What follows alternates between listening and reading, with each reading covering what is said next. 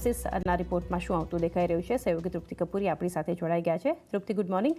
આજે શું ખાસ અને કયા સ્ટોક્સ કે સેક્ટર્સ ફોકસમાં બ્રોકરેજ હાઉસીસના? ગુડ મોર્નિંગ ચાની શરૂઆત આપણે શેરથી જ કરશું. નો ડાઉટ વેદાંતાના પરિણામ જાહેર થયા બાદ બ્રોકરેજ રિપોર્ટ જે આવ્યા છે તેના પર નજર કરીએ તો વેદાંતા પર CLSA તરફથી બાય રેટિંગ આપણને જોવા મળ્યા છે. લક્ષ્યાંક તેમને વધાર્યા છે અને તેમને ₹430 પ્રતિ શેર કર્યા છે. તેમના તે QOQ ધોરણે Q4ના EBITDA જેથી 3% વધીને 88 કરોડ પર આવતા જોવા મળ્યા છે, જેમાં ખાસ કરીને ઝિંક અને ઓઇલની જે પ્રોફિટેબિલિટી છે તેની અસર જે છે તે EBITDA પર જોવા મળી રહી છે.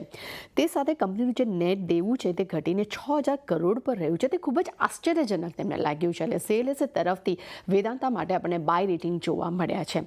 બીજી તરફ લોરસ લેબ પર નજર કરશું. ત્યાં જેફરીસે અંડર પરફોર્મ રેટિંગ આપ્યા છે. અહીંયા લક્ષ્યાંક તેમને ₹250 પ્રતિ શેર કર્યા છે.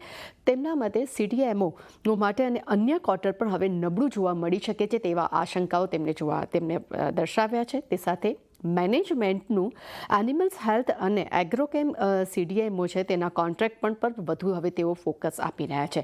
પરંતુ સામે તેમનું એ પણ કહેવું છે કે FY26 માટે EBITDA માર્જિન ઘટવાના અનુમાન જોવા મળી રહ્યા છે અને FY25-26 માટે CDMO સેલ્સ જે છે તે 3%થી 15% ઘટી શકે છે. એટલે એક નેગેટિવ ઇમ્પેક્ટ તેમને લાગી રહ્યો છે. આ કારણસર અહીંયા તેમના તરફથી વેચવાલીની સલાહ આપણે સમક્ષ જોવા મળી રહી છે.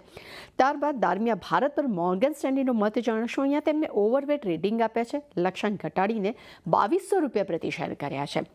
તેમના મતે મેનેજમેન્ટ મધ્યગાળાના આઉટલુક માટે થોડો આત્મવિશ્વાસ દેખાડી રહ્યા છે. એટલે અહીંયા તેમને વધુ આગળ ગ્રોથની તેઓ અપેક્ષા રાખી રહ્યા છે. સામે આગામી ક્વાર્ટરમાં નબળા ભાવને કારણે કરીને માર્જિનમાં થોડું ઘણું દબાણ જોવા મળી શકે છે. પરંતુ H1 FY25 માટે આઉટલુક અને ખરાબ પરિણામથી કિંમતો ઘટવાનો પણ તેઓ અંદાજ આપી રહ્યા છે. ત્યારબાદ છેલ્લા બ્રોકરેજ રિપોર્ટ પર નજર કરીએ. નેસ્લે પર મોર્ગન સ્ટેન્લીએ પોતે અંડર પરફોર્મ રેટિંગ આપ્યા છે. લક્ષ્યાંક તેમને ₹1990 પ્રતિ શેર કર્યા છે.